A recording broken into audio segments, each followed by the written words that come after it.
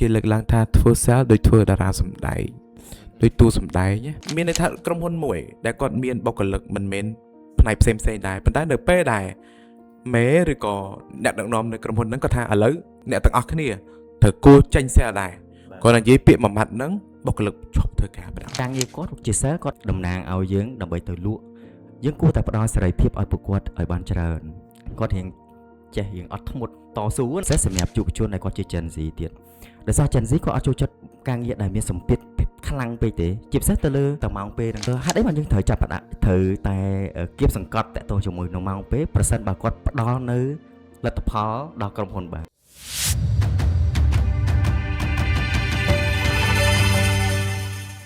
បាទជំរាបសួរប្រិយមិត្តដែលតែងតែទស្សនាឬក៏ស្ដាប់នៅ Amok Podcast សូថ្ងៃនេះសប្តាហ៍នេះយើងមានវាគ្មិនម្នាក់គឺបងរដ្ឋពូជំរាបសួរបងបាទជំរាបសួររហូតសុខសប្បាយបងស្រស់ស្រាយមែនតើថ្ងៃនេះតាំងព្រឹកបាទអញ្ចឹងយើងឃើញថាមួយរយៈប្រហែលសប្តាហ៍នោះយើងនិយាយគ្នាច្រើនតាក់ទងជាមួយនឹងគេហៅថាអាជីពការងារណាបងហើយទៅលើការងារផ្សេងទៀតតាមពិតសប្បាយចិត្តត្រង់ថាថ្ងៃនេះបានបងពោលចូលរួមកម្មវិធី Amok Podcast ពីព្រោះថានៅក្នុងសប្តាហ៍នេះបទពិសោធន៍របស់បងពោលខ្ញុំគិតថាវាអាចជួយចែករំលែកជាពិសេសទៅដល់បងប្អូនដែលគាត់ជាចំនួនថ្មីនៅក្នុងការស្វែងយល់នៅឱកាសការងារផ្សេងទៀតអញ្ចឹងណាបងបាទអញ្ចឹងចង់អាចឲ្យបងពោលអាចចែករំលែកតិចតាក់ទងជាមួយនឹងបទពិសោធន៍របស់បងនៅក្នុងការងាររយៈពេលជាង10ឆ្នាំនេះតើអ្វីដែលជាបទពិសោធន៍ល្អដែលបងអាចលើកឡើងហើយចងចាំនៅក្នុងការធ្វើការងារបាទអរគុណច្រើនអញ្ចឹងជាដំបូងខ្ញុំសូមអរគុណដល់វុទ្ធជាមួយនឹងខាង MR Training សម្រាប់ការអញ្ជើញក្នុងការចូលរួមមែនតើតាក់ទងជាមួយនឹងបទពិសោធន៍នៃការងារខ្ញុំគិតថាខ្ញុំក៏មិនច្រើនណាស់ណាដូចបងផ្សេងទៀតដែរប៉ុន្តែអ្វីដែលខ្ញុំគិតថាអាចជំរុញឲ្យខ្ញុំចងចាំក៏ដូចជាចំណែកមួយធ្វើឲ្យយើងមានអារម្មណ៍មួយថាយើងសប្បាយចិត្តជាមួយនឹងការងាររបស់យើងតាក់ទងជាមួយនឹងខ្ញុំគិតថាបទពិសោធន៍នៃការធ្វើការជាមួយនឹងបងដោយសារអីយើងអាចនឹងអភិវឌ្ឍខ្លួនទៅបានstart ពីថ្ងៃដំបូងនៃការចូលធ្វើការរបស់ពួកយើងនឹងឯងអញ្ចឹងសួរថាពីណាគេអ្នកដែលគាត់គេហៅថាជា mentor របស់យើងជាអ្នកដែលផ្ដល់នៅឱកាសជាអ្នកដែលផ្ដល់នៅទាំងជំនាញទាំងបទពិសោធន៍ផ្សេងៗមកយើងហ្នឹងគឺបងដែលគាត់ធ្វើការពីមុននឹងឯងអញ្ចឹងខ្ញុំនៅតែ value នឹងឲ្យគេហៅថា respect ទៅកាន់ពួកគាត់មែនតើបាទអរគុណបងដោយសារតែដូចខ្ញុំគិតថាអ្នកដែលគាត់ធ្វើការក្នុងវិស័យការងារយូរឆ្នាំជាពិសេសអ្នកដែលគាត់ធ្វើការតាក់ទងជាមួយនឹងប្រភេទ company ដែលបងប្អូនធ្លាប់ធ្វើប្រហែលជាស្គាល់បងហើយបងគឺជាអាចថាបុគ្គលិកមួយដែលមានជំនាញច្រើនតាក់ទងជាមួយនឹងការលក់ឬក៏ភាសាអង់គ្លេសហៅថា sale ហ្នឹងណាបងក៏ប៉ុន្តែបើខ្ញុំវិញដោយសារខ្ញុំជាអ្នកកាន់នៅ MR Training ដែលជាកន្លែងរកបុគ្គលិកវិញវាមានរូបភាពជាច្រើនដែលខ្ញុំចង់ដឹងអំពីអ្នកអនុវត្តផ្ទាល់ដូចបងអញ្ចឹងចង់ថាតើដំបងទីចង់ទៅសំណួរមួយថាហេតុអីបងពោលចាប់ជំនាញ sale ហ្នឹងវិញបើគិតពី background របស់បងដូចជាមិនមែនជំនាញរៀនខាង sale ទេអរគុណច្រើនមែនទែនតែពិតនៅពេលដែលចាប់ផ្ដើមពីពេលដែលយើងធ្វើការប្រឡងចប់ទី12យើងចាប់ផ្ដើមដាក់នៅគេថាជាអាហារូបករណ៍ឬក៏ការដាក់ពាក្យដើម្បីបន្តការសិក្សានៅUniversity ហ្នឹងគឺយើងរំពឹងលើដោយសារខ្ញុំដំបូងខ្ញុំគិតតាក់ទងជាមួយនឹងអីដែលតាក់ទងនឹង technology គិតថាអីដែលយើងជាឱកាសដើម្បីងាយស្រួលក្នុងការរកការងារធ្វើបរិបទនៃសង្គម trend របស់សង្គមថាគេទៅខាងណាទីផ្សារខាងណាអញ្ចឹងយើងគិតថាដូចពេលច្រើនបងប្អូនជំនាន់ក្រោយដូចបងnàyគាត់នៅក្នុង Gen Z ហ្នឹងជាដើមគាត់ចូលចិត្តអីដែលជា technology អញ្ចឹងខ្ញុំមើលឃើញអានឹងដូចគ្នាកាលពីមុនណា and then ដល់ពេលយើងចាប់ផ្ដើមចូលទៅការយើងមានអារម្មណ៍មួយថាយើងមិនមែនជាអ្នកដែលចូលចិត្តអង្គុយនៅមុខកុំព្យូទ័រទេប៉ុន្តែជាមនុស្សដែលចូលចិត្តមាន communication ជាមួយនឹងអ្នកជុំវិញខ្លួនជាមួយអ្នកផ្សេងបង្កើត network ហើយជាពិសេសតាក់ទងជាមួយនឹងការធ្វើ business ម្ល៉េះហើយយើងគិតថាមានតែការងារ sale ទេឬក៏ខាងផ្នែកmarketing ខ្លះដែរដែលគាត់អាចនឹងមានឱកាសក្នុងការជួបអ្នកថ្មីផ្សេងជួបលោកពូអ្នកមីងជួបបងប្អូនយើងដែលគាត់មានបទពិសោធន៍ក្នុងការរកស៊ីអញ្ចឹងអានេះគឺជាចំណែកមួយបើសិនជាបងប្អូនឬក៏យុវជនយើងជំនាន់ក្រោយនេះគាត់មានបំណងថាចង់ចេញរកស៊ីថ្ងៃក្រោយខ្ញុំគិតថា sale គឺជាផ្នែកមួយគឺក៏ជាឱកាសសម្រាប់គាត់អាចនឹង ចេញរកស៊ីថ្ងៃក្រោយខ្លួនឯងបាន ជឿមានន័យថាបងប្អូនមាន vision មួយវែងឆ្ងាយដែរថាខ្លួនឯងអាចថាអនាគតពេលចាស់ទៅអញ្ចឹងណាយើងចង់កាន់ការងារបែបរកស៊ីអញ្ចឹងនៅពេលដែលយើងធ្វើការ sell យើងអាចដឹងអំពីគេហៅថា tactic ឬក៏ communication របបការងារ គេ បាទ ណាគេមានការរបៀបគេ technique របៀបម៉េចដើម្បីគេរកស៊ីទៅជោគជ័យគេរកស៊ីទៅប៉ាកែ អញ្ចឹងហើយយើងរៀនអំពីមេរៀនហ្នឹងបានច្រើន បាទ តែបើមិនយើងមើលបច្ចុប្បន្នភាពវិញកាលពីមុនខ្ញុំឃើញថាมันពិបាករកឯអ្នកដែលគាត់ចង់ទៅជំនាញហ្នឹងណាបាទហើយក៏มันពិបាករកដែរបើមិនជាមានបុគ្គលិកផ្នែក sell ក៏ប៉ុន្តែបើពីទស្សនវិជ្ជាបច្ចុប្បន្នណាតាមបទពិសោធន៍ដែល MO ធ្វើការយើងឃើញថាការងារមួយហ្នឹងបើពីក្រុមហ៊ុនវិញគាត់ចង់បានច្រើនខ្ញុំគិតថាពីព្រោះគាត់គិតថា sell ហ្នឹងវាអាចជា speed មួយភ្ជាប់គាត់ជាមួយនឹងក្រុមហ៊ុនឬក៏ client បានអតិថិជនបានអញ្ចឹងណាបងបាទក៏ប៉ុន្តែខ្ញុំឃើញថាសន្ទុះនៃការដែលបើយើងពីសន្ទុះគេថាអត់សូវមានវិញណាពិបាកមែនតើពិបាករកបុគ្គលិកផ្នែកហ្នឹងមែនតើវាមិនដឹងថាអាចមកពីកត្តាណាខ្ញុំចង់ឲ្យបងប្អូនអាចលើកឡើងចែកជាបទពិសោធន៍ថាអាចមកពីកត្តាក្រុមហ៊ុនដែលគាត់ធ្វើឲ្យអាចថាប្រាក់ខែរបស់ sale វាតិចពេកទៅដឹងឬក៏អាចថាមកពីការងារធ្វើខាង sale វាអត់គង់ពងយូរអង្វែងណា អូខេអរគុណច្រើនសំណួរនេះល្អមែនតើសម្រាប់បបពិសោធន៍ខ្ញុំនៅក្នុងវិស័យ sale នេះប្រហែលជាង10ឆ្នាំខ្ញុំមើលឃើញដូចដែលរវត្តបានលើកឡើងមកអញ្ចឹងកាលពីមុនបើនិយាយពីផ្នែក sale ឬ marketing គឺពេញនិយមមែនតើងាយមានន័យថាបើយើងក្នុងនាមយើងជាម្ចាស់សហគ្រាសឬក៏ខាងក្រុមហ៊ុនណាក៏ងាយស្រួលក្នុងការស្វែងរកដែរប៉ុន្តែបច្ចុប្បន្ននេះពិបាកអញ្ចឹងខ្ញុំគិតថាអាចវាមានកត្តាជាច្រើនរួមបញ្ចូលគ្នាដែលធ្វើឲ្យក្រុមហ៊ុនក្តីឬក៏បុគ្គលិកឬក៏អញបានថាជាយុវជនខ្លួនឯងក្តីគាត់អត់ចង់ធ្វើ sale បើយើងនិយាយអំពីអានេះយើងតាក់ទងជាមួយនឹងវិទ្យាសាស្ត្រណាទៅលើចិនអញ្ចឹងបើយើងគិតថាពីមុននៅក្នុង Gen Millennial មានន័យថាពួកគាត់ផ្ដោតទៅលើដែលគេថា benefit នឹងឯងតាក់ទងជាមួយនឹងប្រាក់ខែតាក់ទងមួយអីចឹងអញ្ចឹងគាត់គិតថា sale ហ្នឹងគឺជាឱកាសដែលរកព្រោះដោយសារ sale ធម្មតាគេអត់ដែលរំពឹងលើ basic ប្រាក់ខែ salary របស់គាត់ទេគាត់ពឹងលើ incentive ឬក៏ commission ជាដើមតែដល់ពេលយើងចូលមកមើលក្នុង trend របស់ Gen Z ក្រោយនេះវិញអ្វីដែលជា value សម្រាប់គាត់ធំបំផុតគឺតាក់ទងជាមួយការ grow development នៅក្នុងក្រុម company ហ្នឹងហើយជាមួយនឹង trend របស់គាត់មួយទៀតដែលសហគ្រាសឬក៏អញនិយាយបានថាម្ចាស់ក្រុមហ៊ុនមួយចំនួនក៏ផ្លេចគិតហ្នឹងគឺតាក់ទងជាមួយនឹង value របស់ពួកគាត់ទៅលើគេហៅថា SDG social development sorry តាក់ទងជាមួយនឹង SDG អញ្ចឹង SDG មានថាការងារហ្នឹងតើវាពិតជា impact ទៅដល់ social អត់ impact ទៅដល់ community របស់គាត់អត់ឬក៏ impact ក្នុងទម្រង់ណាមួយទៅដល់បរិស្ថានអីចឹងណាអញ្ចឹងគាត់ចូលចិត្តការងារដែលវា relate បែបហ្នឹងអញ្ចឹងបើសិនជាឧទាហរណ៍ថាក្រុមហ៊ុនហ្នឹងគាត់មាន vision នៅក្នុងការដែលផ្ដល់ការ impact ឬក៏បែបហ្នឹងជូនទៅដល់សហគមន៍ដល់បរិស្ថានដល់អីដែលនៅជុំវិញខ្លួនគាត់របស់គាត់ហ្នឹងគឺមានន័យថាធ្វើឲ្យគាត់មានទឹកចិត្តក្នុងការចង់ធ្វើយល់បាទអញ្ចឹងខ្ញុំចង់emphasize នៅចំណុចនេះបន្ថែមដែរមានន័យថាបើសិនជាករណីថាក្រុមហ៊ុនគាត់មាន vision ច្បាស់លាស់ហើយបុគ្គលិកឬក៏យុវជនយើងសម័យឥឡូវគាត់ឆ្លាតនៅពេលមុនពេលដែលគាត់ចូលធ្វើការគាត់បាន research អំពីក្រុមហ៊ុនបែបទម្រង់បែបហ្នឹងហើយបើសិនជាមានផ្ដល់នៅបរិយាកាសការងារបែបហ្នឹងដល់គាត់ឬក៏ដល់លក្ខខណ្ឌណាមួយស្តៀងនឹងជូនដល់គាត់ខ្ញុំគិតថាល្អមែនតើហើយគាត់ចូលចិត្តធ្វើការបែបហ្នឹងអរគុណបងខ្ញុំមិញបងពលលើកឡើងនឹងរៀងនៅកតាច្រើនមានន័យថាបងលើកទៅពីតម្រូវការរបស់បុគ្គលិកផងបងលើកពីតម្រូវការរបស់ក្រុមហ៊ុនផងប៉ុន្តែមុខភាពមួយទៀតមុនទៅដល់សំណួរមួយទៀតដែលខ្ញុំចង់សួរនៅក្នុងនឹងដូចគ្នាដែរពីបេសកកម្មខ្ញុំជឿថាទស្សនៈរបស់ក្រុមហ៊ុនមួយចំនួនគឺគាត់គិតថាបុគ្គលិកទាំងអស់គឺដូចជាអ្នកដែលគួរតែដើរតួនាទីជា sale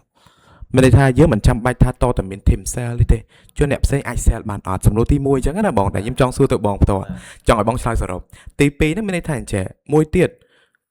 មានន័យថាក្រុមហ៊ុនមួយដែលគាត់មានបុគ្គលិកមិនមែនផ្នែកផ្សេងដែរប៉ុន្តែនៅពេលដែលមេឬក៏អ្នកដឹកនាំនៅក្រុមហ៊ុនហ្នឹងគាត់ថាឥឡូវអ្នកទាំងអស់គ្នាត្រូវគួរចេញ sale ដែរគាត់និយាយពាក្យមួយម៉ាត់ហ្នឹងបុគ្គលិកឈប់ធ្វើការបណ្ដោយអញ្ចឹងចង់សួរពីបងប្អូនថាតើការយល់យ៉ាងណាទៅលើទស្សនៈមួយនេះបាទតើតើជាមួយនឹងទស្សនៈបែបនេះខ្ញុំគិតថាវាមិនទាន់ទាំងស្រុងទេនៅពេលយើងនិយាយថាអូខេបុគ្គលិកទាំងអស់គាត់គួរតែជា sell តំណាងឲ្យក្រុមហ៊ុនប៉ុន្តែបើយើងគិតពីភាពទូទៅមានន័យថាតាមពិតគាត់គួរតែជួយ support ក្នុងរូបភាពណាមួយនៃក្រុមហ៊ុនបើយើងចិត្តពិតជា ហើយថាបុគ្គលិកម្នាក់ គំរូ ដែលស្រឡាញ់ទៅកាន់ក្រុមហ៊ុនហ្នឹងណាបាទប៉ុន្តែសួរថា sale ជាធម្មតាបើយើងគិតតាក់ទងជាមួយនឹងប្រភេទនៃផលិតផលឬក៏សេវាកម្មដែលក្រុមហ៊ុនផ្ដល់ជូនទៅកាន់ភ្ញៀវវាទាមទារទៅលើ technical កម្រិតណាវិញប្រសិនបើផលិតផលនោះវាទាមទារតាក់ទងមួយបច្ចេកទេសខ្ញុំគិតថាមិនមែនគ្រប់គ្នាទាំងអស់សុទ្ធតែអាចនឹង sale បានទេបាទ that's why បានជាពេលខ្លះយើងត្រូវការមាន expert មានការដឹងអំពី technical ហ្នឹងឲ្យបានច្រើនមុនពេលដែលយើងទៅ approach ជាមួយនឹងភ្ញៀវមិនអាចយើងគ្រាន់តែដឹងថាអូផលិតផលនេះតម្លៃប៉ុណ្នេះហើយយើងទៅលក់ឲ្យគេហើយគេព្រមទិញពីយើងទេព្រោះ at the end គេមិនមែនទិញដោយសារតម្លៃនៃផលិតផលរបស់យើងទេគឺគេទិញតាក់ទងជាមួយនឹងគុណគេថាគុណតម្លៃឬក៏ value ដែលភ្ញៀវនឹងទទួលបានត្រឡប់មកវិញបន្ទាប់ពីគាត់ចាយលុយអស់ប៉ុណ្ណឹងអញ្ចឹងមកដល់ចំណុចនេះខ្ញុំសូមបញ្ជាក់ថាទូនាទីឬក៏ផ្នែក sale នេះគឺនៅតែសំខាន់បើទោះបីជាបច្ចេកវិទ្យាអភិវឌ្ឍប៉ុណ្ណាក៏ដោយប៉ុន្តែផលិតផលមួយចំនួនគឺទាមទារអ្នកបច្ចេកទេសឬក៏ sale ខ្លួនឯងហ្នឹងមានបច្ចេកទេសក្នុងការលក់ដែរបាទតែពិតប្រធានបទនេះបើយើងមានពេលវេលាយូរជាងហ្នឹងខ្ញុំប្រកាសជាចង់សួរបងច្រើនពីតិចណាក៏តែឥឡូវយើងរំលងឡើងហ្នឹងទៅបងពលមិនមែនជា sale តែមួយមុខទេប៉ុន្តែបងក៏ជាអ្នកដែល manager មួយសម្រាប់គ្រប់គ្រងខាង sale ផ្សេងៗទៀតដែរតាមដែលខ្ញុំដឹងណាបងខ្ញុំអាចមានស៊ីសំណួរមួយចង់សួរបងថាជាធម្មតាយើងបាត់ពិសោធន៍ខាង sale យើងប្រកែទៅ convince អ្នកទិញឲ្យមកទិញរបស់យើងឬផលិតផលយើងឬសេវាកម្មរបស់យើងបងធ្លាប់ទេនៅពេលដែលមាន sale ផ្សេងទៀតមក approach បងឲ្យទិញឬក៏ប្រើប្រាស់សេវាកម្មរបស់គេតើកលឹះមួយណាដែលធ្វើឲ្យបងពល falling in love ធ្លាក់ក្នុងកលងស្នេហ៍របស់អ្នក sale ណាអាចថាពួកយើងដឹងតិចនិចគេយ៉ាអញ្ចឹងអាចមាន 2-3 កលឹះទេដែលធ្វើឲ្យបងងាករេអត់បានណាអូខេតាមពិត sale បើនិយាយថាទៅ convince គេឲ្យទិញខ្ញុំគិតថាអាហ្នឹងជារឿងជា skill មួយទូចបន្ទាប់ពីហ្នឹងទេប៉ុន្តែអីដែលសំខាន់នៅក្នុងគេហៅថាក្នុងបច្ចេកទេសនៃការលក់ហ្មងគឺតាក់ទងជាមួយនឹងដំណោះស្រាយទេអញ្ចឹងឧទាហរណ៍ថាពេលខ្លះបើសិនជាយើងអត់ទាន់បាន access ដល់ឬក៏យើងអត់បាន diagnose តាក់ទងជាមួយនឹងអីដែលជា challenge ឬក៏អីដែលជាតម្រូវការថាតើគេមានតម្រូវការគេមាន challenge គេមាន pain point អីគេបច្ចុប្បន្នហ្នឹងឧទាហរណ៍ថាឥឡូវខ្ញុំទៅ access រ៉ាវុធដោយសារខ្ញុំដឹងថារ៉ាវុធនឹងត្រូវចង់ទិញរថយន្តឧទាហរណ៍បច្ចុប្បន្នរ៉ាវុធមានបញ្ហាជាមួយនឹងរថយន្តបច្ចុប្បន្នហ្នឹងគឺឆាប់ខូចអាសាខូចឬអីចឹងទៅអញ្ចឹងខ្ញុំអាចដឹងអំពី current situation របស់រ៉ាវុធហើយខ្ញុំទៅដោះស្រាយបញ្ហាហ្នឹងណាអូខេអញ្ចឹងបើរ៉ាវុធទិញរថយន្តពីខ្ញុំអាចនឹងជួយឲ្យរ៉ាវុធហ្នឹងមានរថយន្តមួយដែលល្អដែលធន់មិនងាយខូចតែបើករណីថាឡានរបស់រ៉ាវុធដែលទុំទិញនឹងទៅខូចក៏ខ្ញុំមានដំណោះស្រាយជូនដែរឧទាហរណ៍ថាខ្ញុំនឹងមានឡានជំនួសឲ្យខ្ញុំនឹងមានសេវាកម្ម24ម៉ោងផ្ដល់ជូនទៅវិញដើម្បីឲ្យរ៉ាវុធមានភាពកក់ក្ដៅណាអានេះគឺជាដំណោះស្រាយជូនអតិថិជនតើតែយើងដឹងអញ្ចឹងឧទាហរណ៍ដូចគ្នាបើករណីថាគាត់មក approach ខ្ញុំឧទាហរណ៍គាត់មកលក់ជា condo ឲ្យខ្ញុំទាំងដែលខ្ញុំអត់មានតម្រូវការ condo ទេអញ្ចឹងវាពិបាកបន្តិចនៅក្នុងការ convince ខ្ញុំឲ្យខ្ញុំទៅទិញ condo បាទសម្រាប់បងមិញយើងបានពាក្យកលឹះមួយទៀតហើយគឺ problem solving skills ជំនាញដោះស្រាយបញ្ហាchứមានន័យថា sale មិនមែនត្រឹមតែប្រកែ communication negotiation តថ្លៃអាហ្នឹងហើយនឹងដោះស្រាយបញ្ហារបស់អតិថិជនជួយឲ្យគាត់ទៅធ្វើ assessment ច្រើនហើយបាទឥឡូវយើងនិយាយពីរបត់នៅកន្លែងការងារវិញបងធម្មតាខ្ញុំតែងតែឃើញថាធម្មតាបុគ្គលិកផ្សេងទៀតគេមកធ្វើការមានម៉ោងចេញម៉ោងចូលត្រឹមត្រូវប៉ុន្តែ sale ដូចជាមិននេះតាមដែលយើងមើលឃើញមកដូចជាមិនត្រូវតែដូចអត់ចាំបាច់ឲ្យគាត់ត្រូវមកព្រោះគាត់ពេលទៅជួបភ្ញៀវជួបអីបងគិតថាពេលខ្លះគាត់ចេញទៅក្រៅហ្នឹងគាត់មិនទៅជួបភ្ញៀវគាត់រលេះអីផ្សេងទៀតដើរលេងអីផ្សេងឬក៏គាត់ទៅចំណាយអីផ្សេងអាហ្នឹងតើពីបងធ្លាប់ជួបកន្លែងហ្នឹងអត់ហើយបងដោះស្រាយយ៉ាងម៉េចដែរអរគុណច្រើនតែប៉ិតមិនមែនតែ sale ទេខ្ញុំជឿជាក់អញ្ចឹងគ្រប់ផ្នែកទាំងអស់បុគ្គលិកទាំងអស់បើសិនជាមានពេលណាមួយដែលគាត់ពិតតែគាត់ចង់ relax មែនគាត់នឹងព្យាយាមរកពេលណាមួយដើម្បីគាត់ទៅហើយអញ្ចឹងភាគច្រើនគេច្រើនតែចោទទៅខាង sale ថាអូ sale គេហៅថា tricky ឬក៏ sale គាត់គេថាបត់បែនអញ្ចឹងណាពេលខ្លះទៅគាត់អាចនឹងមានពេលទៅអង្គុយផឹកកាហ្វេប៉ុន្តែសម្រាប់ខ្ញុំបើក្នុងនាមខ្ញុំជាម្ចាស់ក្រុមហ៊ុនវិញខ្ញុំគិតថាប្រសិនបើយើងចង់រកបុគ្គលិកមកធ្វើការឲ្យយើងតំណាងឲ្យយើងដើម្បីទៅលក់ យើងគួរតែផ្ដល់សេរីភាពឲ្យពួកគាត់ឲ្យបានច្រើនហើយជាពិសេសសម្រាប់យុវជនដែលគាត់ជា Gen Z ទៀតដោយសារ Gen Z គាត់អត់ចូលចិត្តការងារដែលមានសម្ពាធខ្លាំងពេកទេជាពិសេសទៅលើយកឧទាហរណ៍ងាយៗទៅលើតម៉ោងពេលហ្នឹងចុះហេតុអីបានយើងត្រូវចាប់ផ្ដើមត្រូវតែគៀបសង្កត់តាក់ទងជាមួយនឹងម៉ោងពេលប្រសិនបើគាត់ផ្ដល់នៅ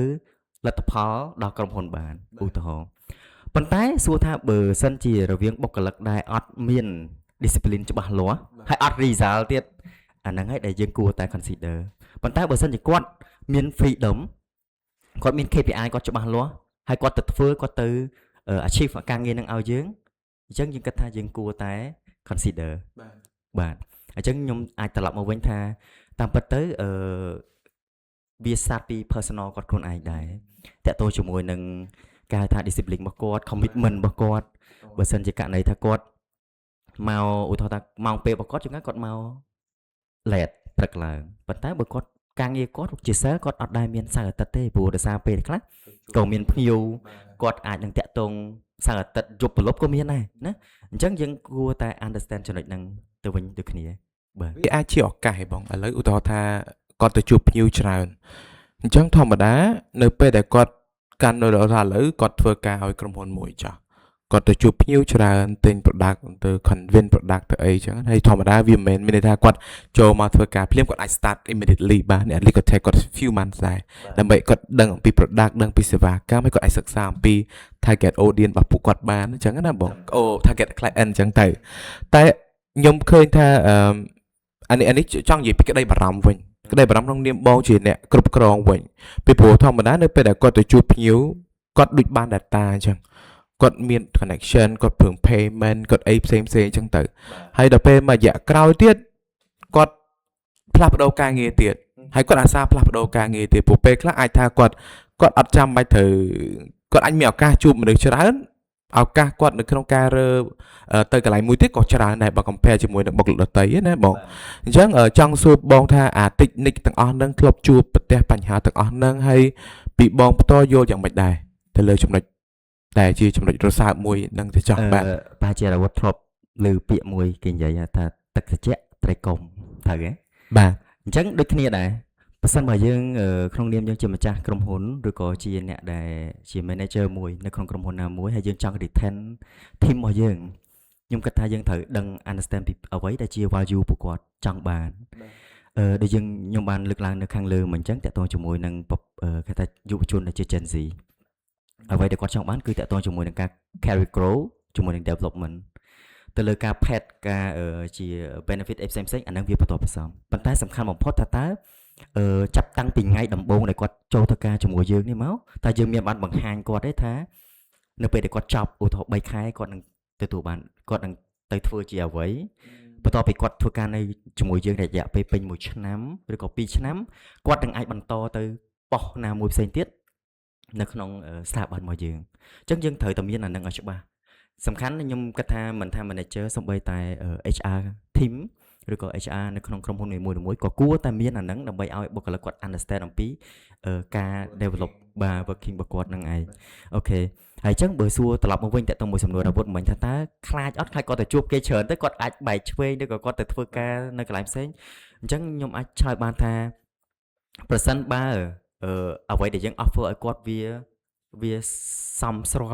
របឬក៏ល្មមជាមួយនឹងអ្វីដែលគាត់ចង់បានខ្ញុំគិតថាគាត់ប្រកាសជានៅតែបន្តជាមួយយើងហើយបើគាត់នៅហើយគាត់ទទួលបានការរៀនសូត្រការបណ្ដុះបណ្ដាលបន្ថែមបង្កើនចំណេះជំនាញរបស់គាត់កាន់តែនៅហើយគាត់ស្រឡាញ់ការងាររបស់គាត់បន្ថែមទៀតបាទបុគ្គលិកខាង sale ភាគច្រើនអត្តចរិតបែបម៉េចបងបុគ្គលិកខាង sale បើនិយាយពីគេហៅថា attitude របស់គាត់ណាដំបូងបំផុតគឺចាប់ផ្ដើមពីភាពរួសរាយរាក់ទាក់របស់គាត់បាទការរួសរាយរាក់ទាក់ការគេហៅថាចេះចោះសម្រងងាយចោះសម្រងជាមួយនឹងអ្នកផ្សេងហ្នឹងគឺអាហ្នឹងជារឿងទី1ដែលយើងចង់បានអញ្ចឹងអីផ្សេងទៀតនៅពេលដែលគេហៅថាចូលទៅការគឺយើងអាចបដោះគាត់បានប៉ុន្តែសំខាន់គឺអត្តចរិតដំបូងរបស់គាត់ទឹកមុខកាយវិការរបស់គាត់ហ្នឹងគឺសំខាន់មែនទែនហើយអីមួយទៀតដែលมันអាចអត់មានហ្នឹងគឺ commitment គាត់រៀងចេះរៀងអត់ធ្មត់តស៊ូណាបាទអាហ្នឹងគឺល្អបំផុតបើសង្កាត់នៃគាត់មានពួកពេលខ្លះគាត់ត្រូវជួបភ្ញៀវពេលខ្លះមិនប្រកាសថាភ្ញៀវទាំងអស់សិតតែស្រួលជាមួយគាត់ទេអាចមានភាពខ្លះគាត់អាចប្រើសម្ដីមិនសូវជាព្រោះភាសា តកូបោះបោជាមួយគាត់ទៅតើគាត់អាចចេះ calm down អារម្មណ៍របស់គាត់បានអត់ បាទខ្ញុំជួបករណីមួយអានេះយើងអត់បញ្ចេញក្រុមហ៊ុនណាទេណាបងយើងនិយាយជាទូទៅព្រោះខ្ញុំអាចថាខ្ញុំត្រូវបានគេ approach មកច្រើនដែរពីខាង sales team អញ្ចឹងណាមានធនាគារមួយគាត់មកជួបយើងដើម្បីឲ្យយើងប្រើប្រាស់សេវាកម្មរបស់គាត់ជាធម្មតាយើងអត់មានពេលទៅជួបគាត់នៅ office គាត់ទេអញ្ចឹងហើយយើងក៏ពិបាកទាញគាត់មកជួបនៅ office យើងដែរ បាទ ព្រោះរឿងមួយចំនួនវារឿងអាចថាមក present ដើម្បីក្រុមហ៊ុនយើងផងអាចថាមក present ដើម្បីផ្ទាល់ខ្លួនរបស់យើងដែរអញ្ចឹងណាបងអញ្ចឹងយើងទៅជួបនៅហាងកាហ្វេជួបនៅកន្លែងញ៉ាំអីហើយពេលខ្លះយើងឆ្លៀតជាទៅញ៉ាំបាយអញ្ចឹងណាហើយគាត់ទៅដល់គាត់ដូចពេលខ្លះគ្នាត្រូវមានកាតព្វកិច្ចដែរដូចថាត្រូវ pay កាហ្វេឲ្យយើងត្រូវ pay ថ្លៃញ៉ាំថ្លៃអីអញ្ចឹងទៅហើយដូចខ្ញុំបើឲ្យថា sell គាត់100ខ្ញុំ20ខ្ញុំទៅវិញត្រឹម3 4ទេខ្ញុំគិតថាខ្ញុំមិនបានទៅទិញឬក៏ប្រើប្រាស់អ្វីដែលគាត់ offer ឲ្យនឹងទាំងអស់ហ្នឹងទេអាចថាត្រឹម20% ទេអញ្ចឹងការចំណាយដែលពួកគាត់ធ្លាប់មានបុគ្គលិក sales គាត់លើកឡើងដែរថាគាត់ទៅជួបភ្ញៀវគាត់ត្រូវចាយលុយ1 3 4 5អញ្ចឹងទៅធម្មតាការចាយលុយដូចកាហ្វេអីអាហ្នឹងក៏វាជាចំណាយដែរណាទោះបី$3 4ជួនកាលលើសហ្នឹងទៀតក៏មានដែរហើយពេលខ្លះជួបភ្ញៀវច្រើនចំចំណាយច្រើនរហូតហើយរឿងមួយចំនួនទៀតគាត់ត្រូវយកប្រាក់របស់គាត់នេះទៅចាយមុនដើម្បីទៅជួបភ្ញៀវហើយគាត់លោគាត់ថាខ្ញុំគិតថាគាត់លោហ្នឹងក៏វាសមហេតុសមផលដែរអត់ទាន់បើកលុយផងហើយទៅយកលុយទៅចាយឲ្យភ្ញៀវអញ្ចឹងហើយពេលខ្លះបើកលុយក៏យូរដែរគាត់ទៅជួបភ្ញៀវគាត់ឲ្យលុយហ្នឹងលឿនមែនតើឲ្យគេម្ចាស់ហាងទៅហ្នឹងហើយដល់ពេលទៅ request លុយវាចំណាយពេលយូរទៅទៀមតែឯកសារអញ្ចឹងទៅអាហ្នឹងចំណុចទី1ធំបងទី2ធំពេលខ្លះដល់ពេលដែលគាត់ទៅជួបភ្ញៀវច្រើនលទ្ធផលខ្ញុំគិតថាវាអាហ្នឹងវាអាចថាហេងសយដែរជួនកាលវាបានច្រើនជួនកាលវាបានតិចហើយដល់ពេលវាបានច្រើនវាមិនអីដល់ពេលវាបានតិចមានអារម្មណ៍ថាដូចចំណាយទៅគ្រាន់តែទៅកាហ្វេហ្នឹងវាឃើញលីសរាល់ថ្ងៃតែម្ដងបាទហើយដល់ពេលអញ្ចឹងយើងក៏ទទួលគាត់ក៏ទទួលបានការ complain ពីថ្នាក់លើថាចាយច្រើនម៉េះទៅជួបអីខ្លះមើលអីបានផលអីខ្លះអញ្ចឹងខ្ញុំគិតថាបងពោតប្រហែលជាឆ្លងកាត់បទពិសោធន៍ហ្នឹងហើយខ្ញុំគិតថាពេលដែលបងជា sell person ណាហើយដល់ពេលឥឡូវបងខ្លាចជា chief of sell មួយដែលគ្រប់គ្រង sell ជាច្រើនអ្នកទៀតបាទតើចំណុចទាំងអស់ហ្នឹងបើយើងដាក់លើតុមកជជែកគ្នារវាងទាំងពីរចំណុចហ្នឹងតើបងគិតថាយ៉ាងម៉េចដែរពិតប្រាកដណាបងបាទអរគុណច្រើនវត្តការដែលយើងមានជជែកបែបនេះណាបើស្ដាប់ទៅបើសិនជាម្ចាស់ក្រុមហ៊ុនគួរតែអាណិត sale ត្រូវហ៎ត្រូវបងគាត់ត្រូវចំណាយពេលចំណាយលុយផងណាប៉ុន្តែបើផ្ដោតលើខាង sale team គ្នាយើងវិញខ្ញុំចង់ឲ្យបងប្អូនឬក៏sale ទាំងឡាយត្រូវចេះក្នុងការ prospect ភ្ញៀវណាមិនមែនគ្រប់ភ្ញៀវទាំងអស់ឲ្យតែគាត់ថាអូខេព្រមជួបយើងត្រូវទៅជួបគាត់ទេយើងត្រូវមើលដែរតើopportunity សម្រាប់ក្នុងការទៅហ្នឹងលក់ហ្នឹងតើអាចប្រមាណភាគរយដែលយើងអាចនឹង convince ភ្ញៀវហ្នឹងឲ្យគាត់ទិញឬក៏ទៅជួបមួយគាត់ហ្នឹងអាចនឹងមានលទ្ធផលពេលខ្លះទទួលស្គាល់គាត់ទៅមិនប្រកាសថាមានលទ្ធផលថ្ងៃហ្នឹងប៉ុន្តែអាចនៅពេលមុខឬក៏ពេលខ្លះឧបមាថាទៅជួបជាមួយរាវុធមិនប្រកាសថារាវុធទិញទេប៉ុន្តែអាចយកចិត្តរាវុធបានដើម្បីយើងបង្កើតជា network អញ្ចឹងថ្ងៃក្រោយទៅអាចរាវុធណែនាំបងប្អូនមិត្តភ័ក្តិអីមកជួយទិញពីខ្ញុំបាទអញ្ចឹងហើយសូមឲ្យយើងមុនពេលទៅយើងមាន objective ច្បាស់លាស់ថាតើយើងទៅជួបគោលបំណងអ្វីទៅលក់អីដឹងអ្វីខ្លះពីភ្ញៀវមុនពេលយើងទៅជួបកុំឲ្យយើងទៅជួបទាំងយើងអត់មានដឹងអីសោះគ្រាន់តែថាអូបងទំនេរខ្ញុំក៏ទំនេរអញ្ចឹងអូខេយើងជួបគ្នាអញ្ចឹង at the end យើងអត់មាន objective ទេថាយើងជួបថ្ងៃហ្នឹងឲ្យនិយាយពីអីបាទជំរាបថាបងកំពុងប្រាប់ថាវិសារភាពគឺសំខាន់គឺមិនថាតកតងជាមួយនឹងការងារលក់ទេគ្រប់ពេលដែលយើងមាន meeting ពូកុំឲ្យគេថា waste time ពេលវេលារបស់យើងទាំងអស់គ្នារបស់វុតក៏មានតម្លៃរបស់ខ្ញុំក៏មានតម្លៃអញ្ចឹងខ្ញុំព្រមជួបវុតក៏ព្រមជួបខ្ញុំអញ្ចឹងពេលវេលាយើងដោះដូរគ្នាប៉ុន្តែយើងក្នុងគោលបំណងយើងចង់បានអីមួយចុះពីក្រុមហ៊ុនវិញបងនៅពេលដែលមានអញ្ចឹងកើតឡើងការចំណាយវាមាន expand អញ្ចឹងណាអញ្ចឹងនៅពេលដែលគាត់និយាយពី process នៃការស្នើសុំអីចឹងអាហ្នឹងយើងហាក់បីដូចជាយើងមើលតែខាងមួយខាងហើយយើងចង់នឹងពីក្រុមហ៊ុនផ្សាយវិញតើគាត់យ៉ាងម៉េចគិតយ៉ាងម៉េចវិញអាហ្នឹងហើយដែលជាមានបកោជាភាពគេហៅថារកម្មកុសរវាង team account ជាមួយនឹង team sale ថាអូ team sale ចាយច្រើនម៉េះអូខេអញ្ចឹងបើខ្ញុំក៏តើតមួយចំណុចនេះយើងក៏មិនកាន់ជើង sale ដែរអញ្ចឹងខាង account គាត់ពេលខ្លះគាត់ strict មែនប៉ុន្តែគាត់មាន reason របស់គាត់អ ពួកកាលណាតែយើងចំណាយអត់មានចំណូលក៏វាអត់កើតដែរបាទអញ្ចឹងយើងគួរដូចជំរាបខាងដើមយើងគួរតែចេះ balance ហើយចេះមានភាពវៃឆាតក្នុងការមើលតើយើងស័ក្តិសមអត់ក្នុងការចំណាយនេះវាបើសិនជាករណីថាយើងយូរម្ដងឬក៏យើងលក្ខណៈថាយើងទៅចាយទោះបីច្រើនដងមិនក៏ដោយប៉ុន្តែបើសិនជាចំណូលមកវា more than that ឬក៏យើងគិតថាវា balance គ្នាយើងគួរតែចាយតែបើយើងគ្រាន់តែចាយដើម្បីតែចាយអត់មានលទ្ធផលទាំងខ្ញុំទាំងគេហើយទាំងគាត់ខ្លួនឯងក៏ខ្ញុំជឿជាក់ថាគាត់ក៏អត់សប្បាយចិត្តដែរ ចឹងមានថាត្រូវមើលពីសិក្សាបន្តរហូត recommendation អាចថាមួយអាទិត្យម្ដងឬក៏មួយខែម្ដងយើងអត់ហាមគាត់ទេយើងសុខចិត្តថាសំខាន់យើងឲ្យ freedom គាត់ក្នុងការគាត់ប្រផុសគាត់ទៅជួបគាត់ទៅចំណាយប៉ុន្តែសូមឲ្យមានមកវិញជាមួយ result ឬក៏ reason ច្បាស់លាស់បាទមានករណីមួយទៀតដោយសារតា sell team ហ្នឹងគាត់អាចថាចុះបើគាត់អាងដែរក្រុមហ៊ុនពេលខ្លះរកចំណូលដោយសារគាត់ណាបាទនៅពេលគាត់រកចំណូលបានច្រើនតាមរយៈគាត់ client អ្នកខ្លះលក់បានច្រើនមែនតើអាហ្នឹងវាជា good thing មួយដែរដែលគេមាន sell នៅក្នុងក្រុមហ៊ុនណាហើយគាត់ពេលខ្លះនៅពេលដែលគាត់ធ្វើបានរឿងជាច្រើនល្អគាត់អាចថាគាត់មាន ego ខ្ពស់អំនួតខ្ពស់បន្តិចព្រោះគាត់គិតថាក្រុមហ៊ុនហ្នឹងទទួលបានលុយរាល់ខែដោយសារវត្តមានគាត់ទេបាទហើយបើអត់គាត់មើលទៅជាយ៉ាងម៉េចអត់គាត់ទៅយ៉ាងម៉េចហើយដល់ពេលអញ្ចឹងពេលខ្លះភាពមួយដែលគាត់អំនួតខ្ពស់ហ្នឹងវាធ្វើឲ្យគាត់អត់ទទួលយក comment អត់ទទួលយក idea ផ្សេងពីថ្នាក់ដឹកនាំឬក៏ team ខ្លួនឯងហើយអានេះសុំតោះគេប្រាប់វាមកទៅផ្ជែនៅកន្លែងការងារហ្មងដើរចូលទៅគឺខ្ញុំ sales person ហើយខ្ញុំបកកែចង់លក់អីតើឯងមកនិយាយមួយខ្ញុំណែឯងអត់និយាយមួយខ្ញុំទេណែឯងអត់ប្រាប់ខ្ញុំទេខ្ញុំអត់នេះទេខ្ញុំអត់ស្ដាប់ទេហើយ account នេះក៏ដោយដែរត្រូវតែតាមខ្ញុំព្រោះខ្ញុំអ្នក sell អញ្ចឹងអាហ្នឹងពីខ្ញុំផ្ទាល់ពេលខ្លះខ្ញុំក៏ធ្លាប់ជួបអញ្ចឹងដែរយើងពិបាកខ្ញុំជឿថាសម្រាប់ខ្ញុំជឿថាការដែលដំណើរការទៅបានវាមិនមែនដោយសារតែគាត់ម្នាក់ឯងទេបាទវាមានតាំងពីក្រុមការងារផ្សេងខាង marketing ក៏ជួយច្រើនជួយ boost ខាង product development គេធ្វើ product ឲ្យល្អ service development គេ service ល្អក្រុមហ៊ុន organization skill ការឲ្យប្រាក់បៀវត្សគាត់ការរៀបចំ compliance HR គឺត្រូវចូលរួមទាំងអស់គ្នាប៉ុន្តែវានៅតែមានអញ្ចឹងហ៎បងហើយដល់ពេលអញ្ចឹងទៅខ្ញុំចង់ដឹងថាបោះធ្លាប់ជួបចឹងអត់ហើយពេលជួបហ្នឹងគិតថាវាអាចមកពី reason អីគេខ្លះ behind the scene ទាំងអស់ហ្នឹងហ៎បងអូខេអរគុណច្រើនតែពិតគេថាបុគ្គលិកsale ឬក៏បុគ្គលិកដែលគេថាឆ្នើមក្នុងក្រុមហ៊ុនប្រភេទបែបនេះមានគ្រប់ក្រុមហ៊ុន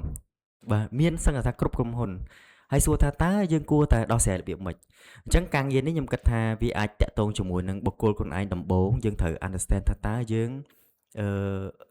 ចូលនៅក្នុងប្រភេទនៃមនុស្សបែបនេះឬនៅហើយបើសិនជាយើងគិតថាយើងចូលឬក៏ពេលខ្លះក៏អាចអត់ដឹងខ្លួនទេបាទគាត់អាចនឹងអត់ដឹងខ្លួនអញ្ចឹងអ្វីដែលសំខាន់នៅក្នុង team របស់គាត់ខ្លួនឯងតើគាត់ដែលបានធ្លាប់ទទួល feedback បែបហ្នឹងពីក្រុមការងារគាត់អត់ឬក៏គាត់ដែលបានធ្លាប់សាកសួរឬក៏ survey ពីខាងក្រុមការងារថារងថ្ងៃយល់ថាគាត់ជាមនុស្សមិនដែរណារងថ្ងៃគាត់ថាគាត់មានចំណុចណាដែលគាត់គួរតែបន្តធ្វើហើយចំណុចណាដែលគាត់គួរតែកុំបន្តធ្វើឬក៏គួរតែកែប្រែបើសិនជាគាត់ហ៊ាន open នៅក្នុងការសួរគេខ្ញុំគិតថាគាត់មិនងាយខ្លាចទៅជាមនុស្សដែលមាន ego បែបហ្នឹងទេហើយដូចដែលវត្តលើកឡើងអំបញ្ញមិញថាគាត់កុំភ្លេចគិតថាការងារមួយដែលគាត់ទទួលបានជោគជ័យមិនមែនមានន័យថាអាជីពដល់គាត់តែម្នាក់ឯងទេ support function ឬក៏អ្នកដែលនៅខាង back office នេះគឺគាត់ដើរតួនាទីក៏សំខាន់ខ្លាំងដែរឥឡូវខ្ញុំឧទាហរណ៍ដូចការងារ sale ប្រសិនបើអត់មាន admin អត់មាន account គាត់ជួយចេញសម្របសម្រួលកែបាត់សម្រួលណាហើយ team ឃ្លាំង delivery team តាក់ទងជាមួយ supply chain ក្នុងការ sourcing អវ៉ាន់យកមកដើម្បីទុកឲ្យគាត់លក់គឺថាគាត់លក់បានអត់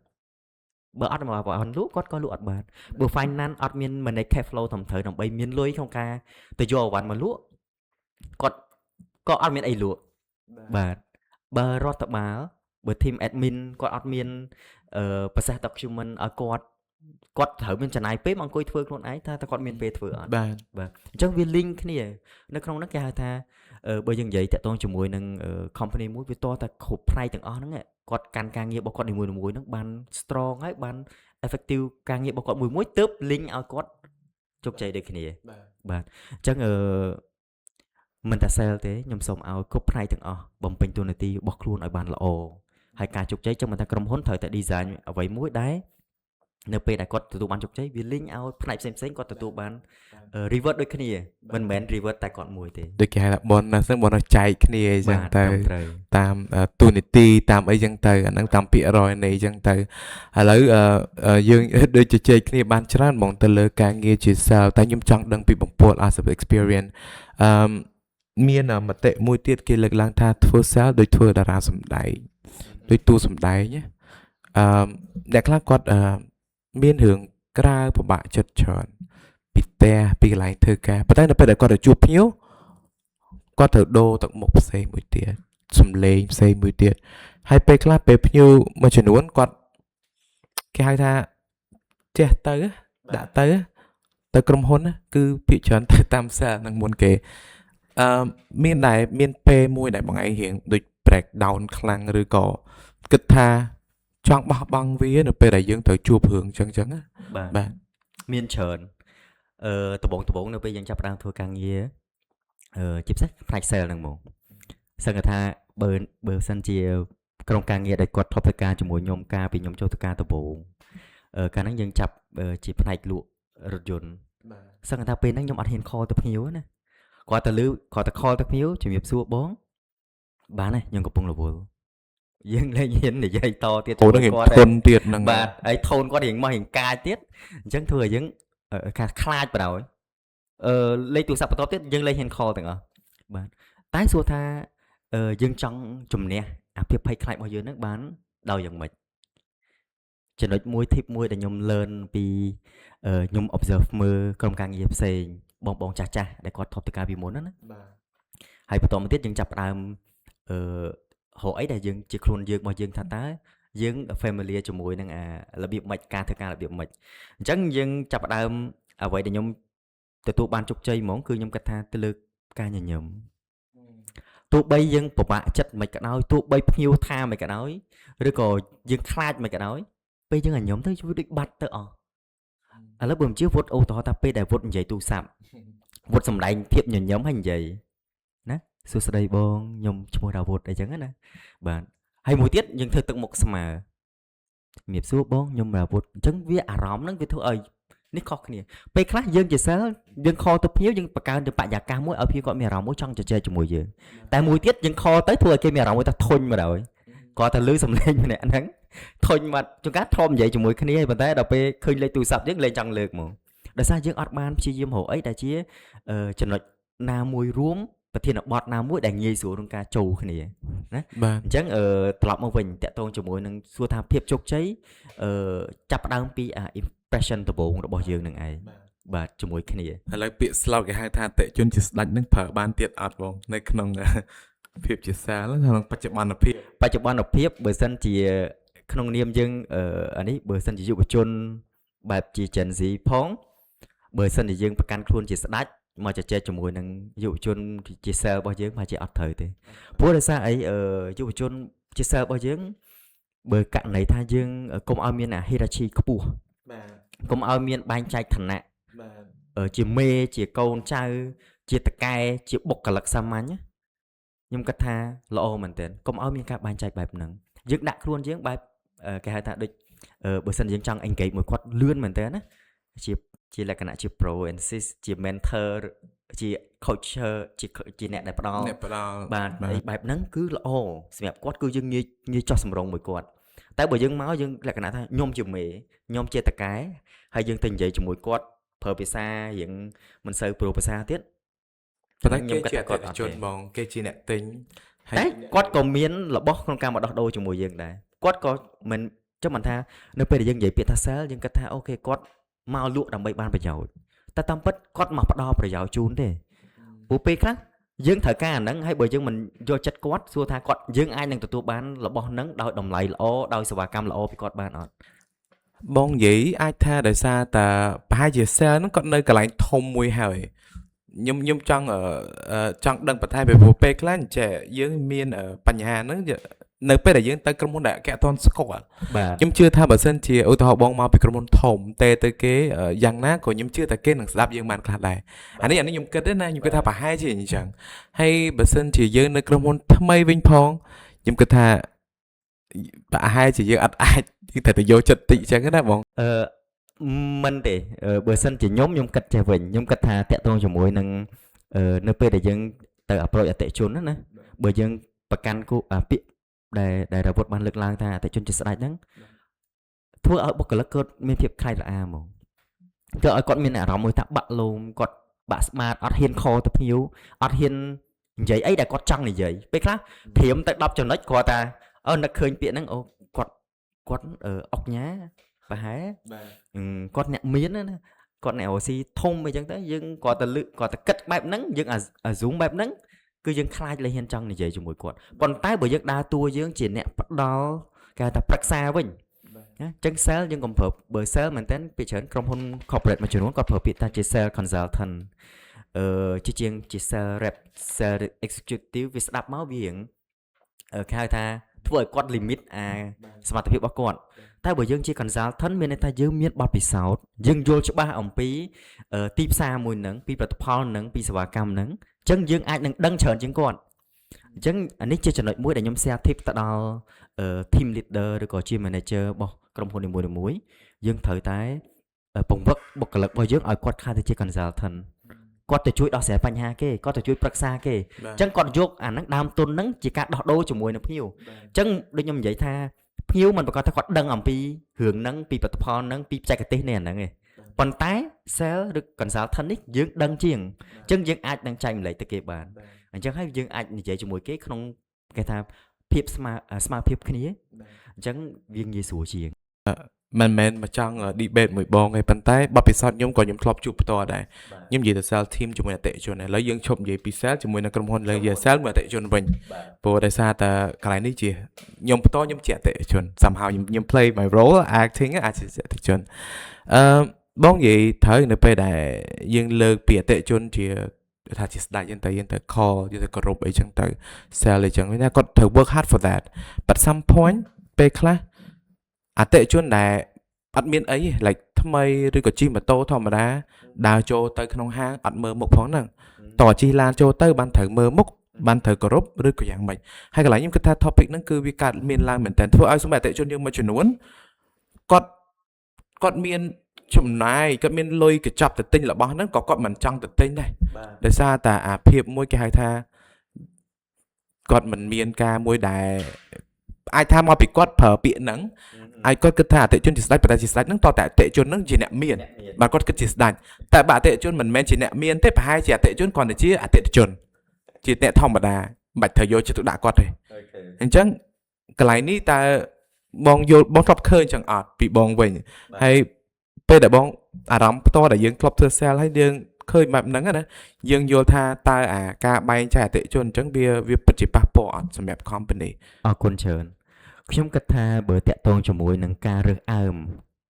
ងអតិថិជនហើយយើងសម្ដែងអាកប្បកិរិយាបែបហ្នឹងជាមួយគាត់ជារឿងមួយដែលមិនល្អតតែសោះណា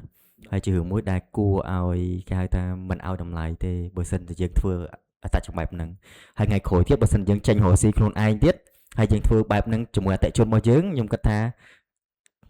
business របស់យើងអត់យងវែងទេត្រឡប់មកចំណុចនេះខ្ញុំគិតថាបុគ្គលិកដែលគាត់បញ្ចេញអាកប្បកិរិយាឬក៏បញ្ចេញពីសកម្មភាពដែលមិនផ្ដោតតម្លៃឲ្យអតិថិជនមិនចាត់ទុកអតិថិជនជាស្ដេចវាជារឿងមួយទេប៉ុន្តែមិនផ្ដោតតម្លៃឲ្យគេហើយមិនគោរពហ្នឹងគឺជារឿងមួយដែលសំខាន់សូចឹងខ្ញុំសូមបញ្ជាក់ថាបើសិនជា sale ដែលគាត់ឆ្លងកាត់ការបណ្ដុះបណ្ដាលត្រឹមត្រូវការណែនាំ induction training ពីក្រុមហ៊ុនច្បាស់លាស់ខ្ញុំគិតថាគាត់មិនបង្កឬក៏មិនបញ្ចេញសកម្មភាពបែបហ្នឹងទេទៅកាន់អតិថិជនគាត់បាទណាហើយយើងគួរតែលុបបំបត្តិដែរតែបើសិនជា sale បែបគេហៅថាគាត់តែគាត់ចេះតគ្នាណាពាក្យថា sale មិនមែនប្រកាសថាគ្រាន់តែគាត់ចេះនិយាយគាត់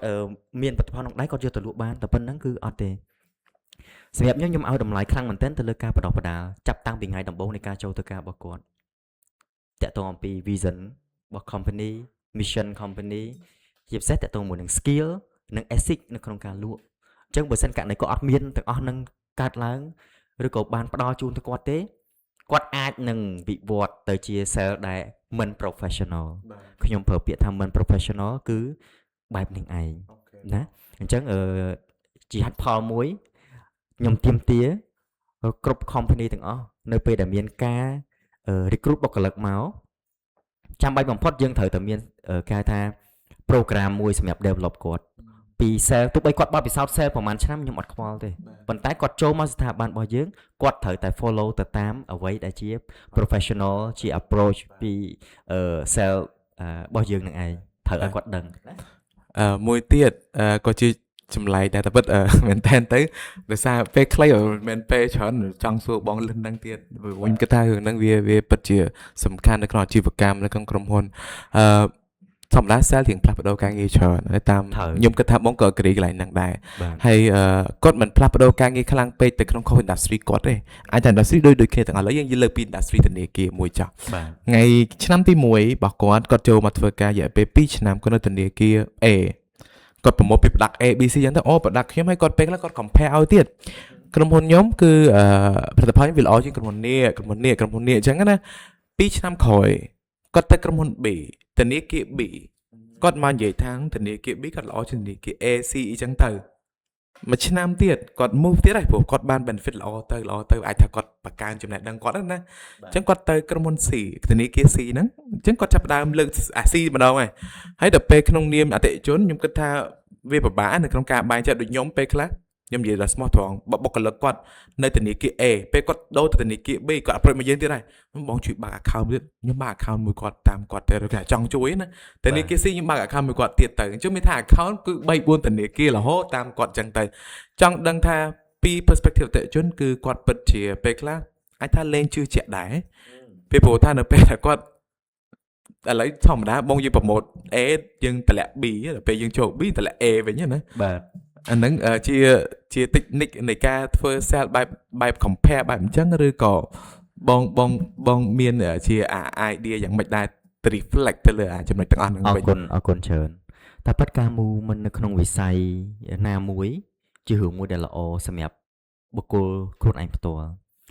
ទាំងពីបទពិសោធន៍របស់គាត់ link ជាមួយនឹង benefit ដែលគាត់នឹងទទួលបានប៉ុន្តែនៅពេលដែលការបដូរញឹកញាប់ពេកក៏វាបង្កទៅជាការថាដូចបានរវត្តលើកឡើងមកអញ្ចឹងគឺវាអត់មានផ្ដល់នឹងអាហារថា trust ដល់អតិថិជនទេទំនុកចិត្តបាទទំនុកចិត្តដល់អតិថិជនហើយជាពិសេសបើគាត់ខ្លួនឯងផ្ទាល់បើករណីគាត់ទៅសម្ភាសចាប់ពី2ទៅ3ក្រុមហ៊ុនហើយដែលគាត់បានដោះដូរនៅក្នុងដែលគាត់បានបដូរនៅក្នុងវិស័យហ្នឹងតែមួយគេក៏បើក្នុងនាមខ្ញុំជាប្រធានក្រុមហ៊ុនឬក៏ជា HR manager ខ្ញុំក៏មើលឃើញថាគាត់មិន loyal ជាមួយនឹងក្រុមហ៊ុនដែរឬក៏គាត់អាចនឹងក៏អត់មាន ethic នៅក្នុងវិស័យនេះដូចគ្នាប៉ុន្តែបើសិននិយាយអំពី professional នៃការងាររបស់គាត់អញ្ចឹងបើករណីថាគាត់តំណាងឲ្យក្រុមហ៊ុន A គាត់ទៅលក់ផលិតផលរបស់ក្រុមហ៊ុន A និយាយអំពី benefit និយាយអំពី advantage របស់ផលិតផលរបស់គាត់ប្រាប់តែអតិថិជនខ្ញុំគិតថាជារឿងមួយដែលត្រឹមត្រូវល្អអត់មានបញ្ហាទេប៉ុន្តែសុំកុំធ្វើការប្រទៀបផលិតផលរបស់គេយើងអាចប្រៀបធៀបទៅលើចំណុចណាដែលយើងលើសគេប៉ុន្តែកុំនិយាយបង្អាប់ពីផលិតផលរបស់គេអានេះជាអ្វីដែលខ្ញុំចង់ប្រាប់ទៅបងប្អូនឬក៏អ្នកដែលក្នុងវិស័យហ្នឹងដើម្បីអីយើង protective ខ្លួនឯងណាដូចយើងនិយាយចឹងយើងអត់ដឹងថ្ងៃមុខទៅយើងនៅ stay ប្រហែលឆ្នាំជាមួយក្រុមហ៊ុន A ទេប៉ុន្តែអាចនឹងយើង move ទៅ B អញ្ចឹងយើងកុំវាយប្រហារគេបាទអូខេអរគុណហើយនេះពេលដែលភ្ញៀវគាត់ស្ដាប់មកក៏គាត់មានអារម្មណ៍មួយថាអូយើងជាបុគ្គលិកមួយដែលយើងមានគ្រូកសលច្បាស់លាស់បាទខ្ញុំស្ដាប់មើលបងប្អូនលើកឡើងមិញមានថាការងារហ្នឹងគឺសំខាន់ណាសំខាន់មិនមែនត្រឹមតែយើងចេះតែនិយាយចេះតែទៅបកកែ communication ទេ knowledge is important មិនមែនត្រូវដឹងតែពីខ្លួនឯងទៅដឹងអំពី competitor ទៅដឹងពីច្រើនមែនតើត្រឹមត្រូវអញ្ចឹង requirement ច្រើនដែរប្រហែលជាអ្នកធ្វើការហ្នឹងគាត់អាច consider ម្ដងទៀតហើយ benefit ខ្ញុំគិតថាវាអាចល្អបានច្រើនដែរវា link ជាមួយនឹង future plan យើងទៅលើ business គេហៅថា entrepreneur សម្រាប់អ្នកដែលគាត់ចង់ធ្វើជាសហគ្រិនអីចឹងណាបងបាទអរគុណបងប៉ូលថ្ងៃនេះខ្ញុំគិតថា thank you for sharing ហើយសំណួរហ្នឹងសួរបានច្រើនមែនតើខ្ញុំគិតថា show មួយនេះនឹងទៅដល់អ្នកដែលគាត់មានបំណងធ្វើ sell ឬក៏គាត់អ្នក currently ដែលគាត់ជា sell ផ្ទាល់គាត់អាចយក tip មួយចំនួនដល់បងប៉ូលចែករំលែកបានជូនប៉ូលបងដូចគ្នាសុខភាពល្អហើយសង្ឃឹមថា sell របស់បងនឹងកាន់តែទៅមុខហើយលក់ឲ្យដាច់អរគុណ take care បងជម្រាបលាបងអរគុណបាទជួបគ្នានៅសប្តាហ៍ក្រោយទៀតជាមួយនឹង Amor Podcast